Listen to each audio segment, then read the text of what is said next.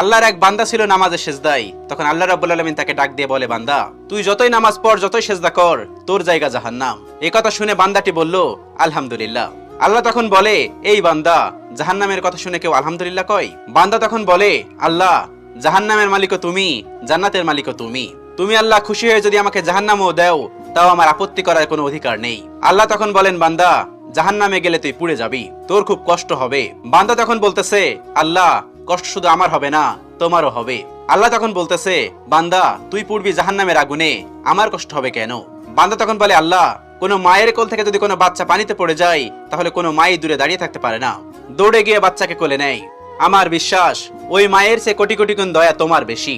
আমাকে জাহান্নাম দিলে তুমিও আল্লাহ শান্তি পাবে না। আল্লাহ তখন বলে, বান্দা, এই দলিল তুই কই পাইলি? বান্দা তখন বলে, আল্লাহ, আমাদের জাতির পিতা ইব্রাহিম আলাইহিস সালাম তোমার প্রেম মুখে নিয়ে যখন নমরুদের আগুনে পড়ে গেল, তার আগেই তুমি বলে দিলে